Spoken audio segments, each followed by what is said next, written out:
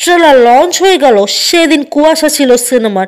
ফেব্রুয়ারি মাসে অর্ণব মিত্র আনতে চলেছে সেদিন কুয়াশা ছিল সিনেমা। প্রসঙ্গত উল্লেখ্য যে প্রতিটি সিনেমায় কিছু না কিছু ভাবনা নিয়ে দর্শকদের দরবারে আসে, আর এই সেদিন কুয়াশা ছিল সিনেমাটিও এক বিশেষ ভাবনা এবং বিশেষ আবেগের বার্তা নিয়েই দর্শকদের দরবারে আসতে চলেছে ফেব্রুয়ারি মাসেই। উল্লেখ্য যে এই সেদিন কুয়াশা ছিল ট্রেলার লঞ্চ হয়ে গেল কলকাতার ইস্টার্ন মেট্রোপলিটন ক্লাবে এবং সেখানে উপস্থিত ছিলেন চলচ্চিত্র জগতের তারকারা বহু।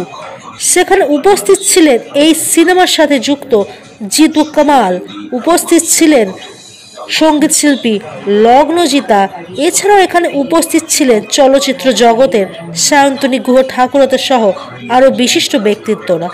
উল্লেখ্য যে এই সিনেমায় মুখ্য চরিত্রে দেখা যাবে জিতু কামাল, সৌরসিনী মৈত্র, অর্ণব মুখোপাধ্যায়, পরাণ বন্দ্যোপাধ্যায় সহ আরও বহু বিশিষ্ট ব্যক্তিত্বদের। আসুন এর বিস্তারিত দেখে নেওয়া যাক। কলকাতা থেকে প্রতিনিধি তনুশ্রী গুহ রিপোর্ট, আমাদের টিভি।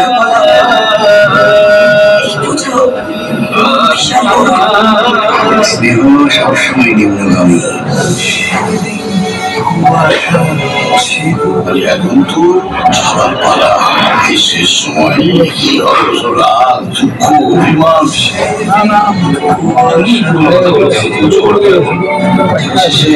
আমরা সবাই একলা রে।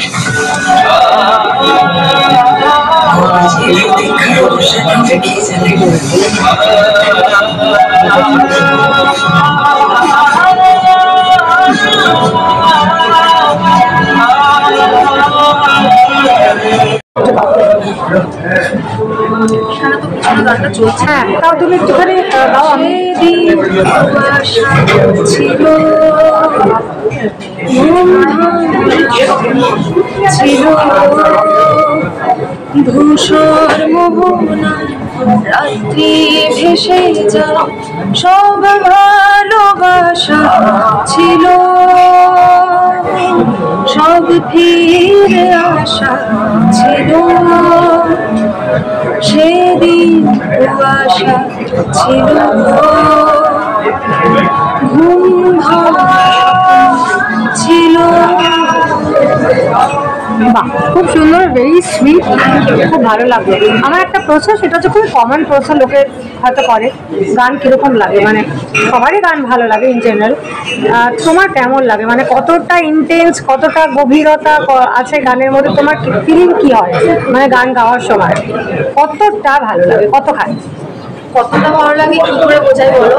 আমি প্রফেশনালি ডায়েটিশিয়ান ছিলাম, আই লেফট মাই জব, আমার চাকরি ছেড়েছি গানের জন্য। আমি এই দিকেই জিজ্ঞেস করলাম, পারসিউ মানে মিউজিকটা আমি যেহেতু ভবিষ্যতে করতে চাই, এবং তারপরে আমি ফার্দার স্টাডিজ মাস্টার্স করেছি ক্লাসিক্যাল ভোকালে, তারপর মিউজিকটা আরও পারসিউ করছি।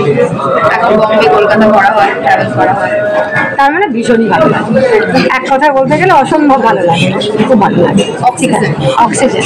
থ্যাংক ইউ সো মাচ, ভালো থাকো, আরো ভালো। আমার একটা প্রশ্ন আছে, তুমি আজ অব্দি যে কটা গান করেছো এবং এই সিনেমায় যে টাইটেল ট্র্যাকটা করেছো, এখানে বিশেষ আলাদা কি মনে হয়েছে তোমার এই গান থেকে, বাকি গানের থেকে?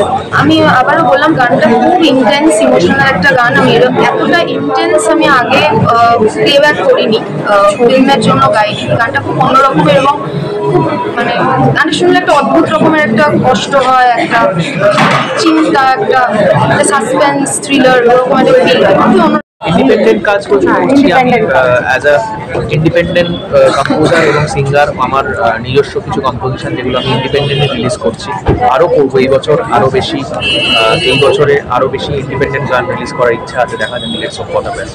আচ্ছা, নিশ্চয়ই হবে ভালো। এখন কি শুধুই কলকাতা নাকি বম্বে? কলকাতা বম্বে যাতায়াত হচ্ছে, তোমার বম্বে তো কাজ চলছে। Okay, thank you very much, wish you all the best for all your upcoming project. আমার একটা প্রশ্ন আছে, সেটা হচ্ছে যে এই যে গানের বিষয় নিয়ে যে আপনি বললেন, মানে মিউজিকের বিষয় নিয়ে, তো কিছু কিছু গান কিন্তু এরকম থাকে যেটা দর্শকদের মনে একটা আলাদা জায়গা করে নেয়, নো ডাউট। আর যেমন যারা এক্সপিরিয়েন্স সিঙ্গার যারা আছে তাদের পাশাপাশি নবাগত প্রচুর কিন্তু সিঙ্গার শিল্পীরা আছে যাদের কিন্তু বহু প্রতিভা আছে, কিন্তু অনেক ক্ষেত্রে দেখা যায় যে অনেক সঙ্গীত শিল্পীরা সেই প্রতিভার জায়গাটা পায় না।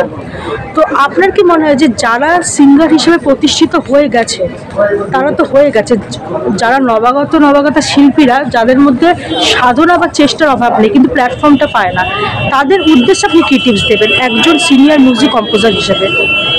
তাদের উদ্দেশ্যে এটাই বলবো যে নিজের স্কিলটাকে এমন একটা জায়গায় পৌঁছে দেওয়া এবং তার জন্য পরিশ্রম করা, যাতে যখন কোনো অপরচুনিটি আসে সেই অপরচুনিটিটা যেন হাতছাড়া না হয়। নিজেকে সবসময় এমনভাবে প্রিপেয়ার্ড রাখা, প্রিপারেশন লেভেলটা এই উচ্চতায় নিয়ে যাওয়া যে যখনই কেউ গান গাইতে ডাকে সেইটা যেন সাকসেসফুলি এক্সিকিউট করতে।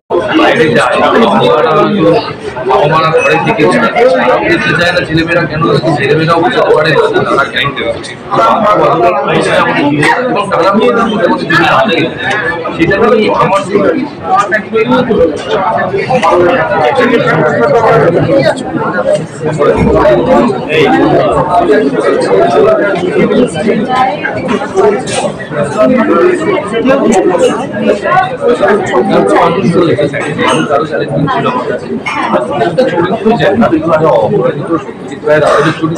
মানুষের মান্দানের চরিত্র এখানে এই যে ডাক্তারের আদলেতে চরিত্র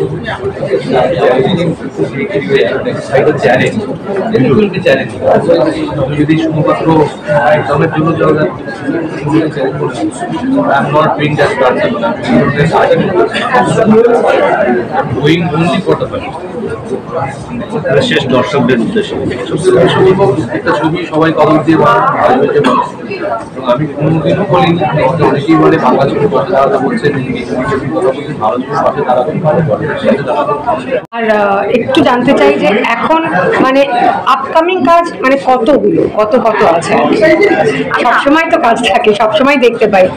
আমি আপকামিং কাজ নিয়ে এই জন্যই কথা বলতে চাই না, কারণ আজকালকার দিনে যেভাবে কাজ হয়, আপনি একটা গান একটা ছবিতে গেট ফেলার পরেও যতক্ষণ না রিলিজ হচ্ছে আপনি জানতে পারছেন না যে ছবিতে গানটা থাকবে কি থাকবে না। তাই আমার মনে হয় যে প্রেস তো একটা ইম্পর্টেন্ট ব্যাপার, সেখানে আমরা যখন কিছু বলছি সেটা আমি একটা কিছু বলবো 3 মাস বাদে সেটা পাল্টে যাবে, ওটা ঠিক মানে না, ঠিক মানে ওটা ভ্যালুটাও থাকে না। এক্স্যাক্টলি। ঠিক আছে, আর সময় দেবো না। Thank you so much, wish you all the best.